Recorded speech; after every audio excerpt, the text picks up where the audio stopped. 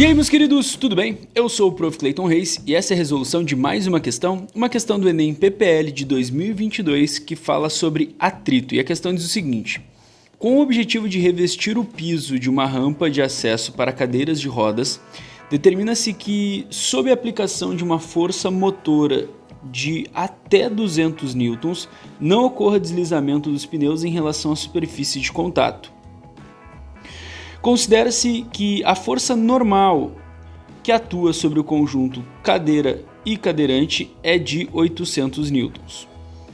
O quadro a seguir indica alguns materiais, seus respectivos coeficientes de atrito estático, com a borracha dos pneus e seus custos referentes ao metro quadrado instalado.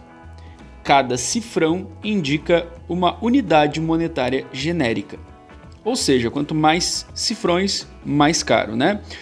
Qual revestimento apresenta o menor custo, além de garantir que cadeiras de rodas passem pela rampa sem risco de escorregamento? Então a gente tem que escolher o melhor material, o mais barato, que consegue suprir a necessidade da situação.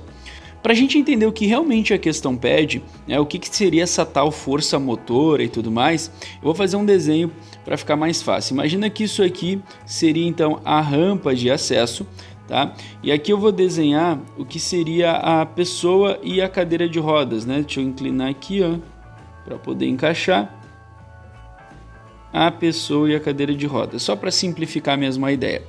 A gente sabe, quando a gente coloca um objeto numa rampa, se não tivesse atrito, teria uma componente do peso, fica tranquilo que a gente não vai precisar decompor nada, mas teria uma componente do peso responsável pelo deslizamento, né? Que a gente inclusive chama de PX, responsável pelo deslizamento. Imagina, eu só deixei parado ali, não estou falando desse objeto andando, eu só coloquei ele parado na rampa.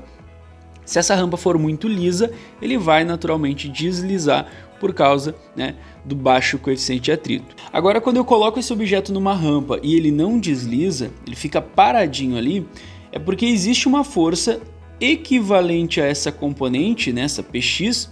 Quando eu digo equivalente, eu quero dizer de igual intensidade, só que para o lado contrário, e essa força a gente chama de força de atrito estático. A força de atrito estático vai manter o corpo parado porque ela está anulando essa componente do peso. A gente tem outras forças, né, como a outra componente do peso, que eu não vou colocar porque não interessa para a gente nesse problema, e a normal que a questão me dá, que é uma força que é sempre perpendicular à superfície. Nesse caso, então, como a superfície está na diagonal, a normal também vai ficar numa outra diagonal perpendicular a ela, e a questão já me deu, né, o valor da força normal como sendo de 800 newtons, tá? E agora vamos entender o que representa essa força motora. Nesse exemplo que eu criei, a força motora ela vai ser a componente X do peso.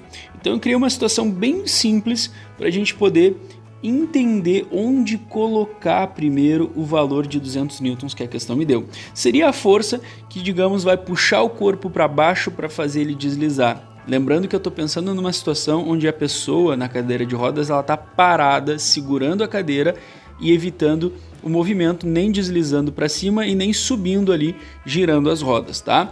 Por que eu fiz isso? Porque fica mais simples de calcular e de entender a situação.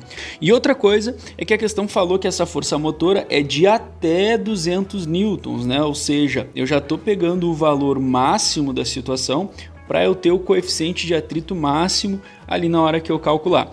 Aí o que a gente tem que entender então?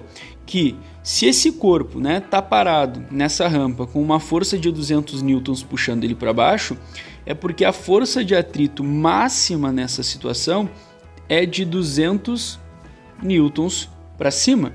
E aí por isso que ele não vai escorregar. Sabendo isso agora, a gente pode aplicar a fórmula da força de atrito estático, que diz o quê? A força de atrito estático máxima, que é o que a gente está vendo nessa situação, eu estou aplicando a força máxima, porque é onde eu vou ter o atrito máximo, é igual ao coeficiente de atrito vezes a normal. Agora é a aplicação de fórmula, né? Eu estou considerando essa força como 200, porque está anulando a força motora, que seria o meu PX, né? Igual ao coeficiente de atrito, que é o que eu quero descobrir, vezes a normal, que é 800 newtons. Passa aquele 800 dividindo, né, já que ele está multiplicando, o coeficiente. Tu pode cortar os zeros aqui para facilitar a tua vida. 2 dividido por 8 vai dar 0,25. Lembra que coeficiente não tem unidade de medida? Então é isso aqui mesmo, 0,25 é o valor do meu coeficiente.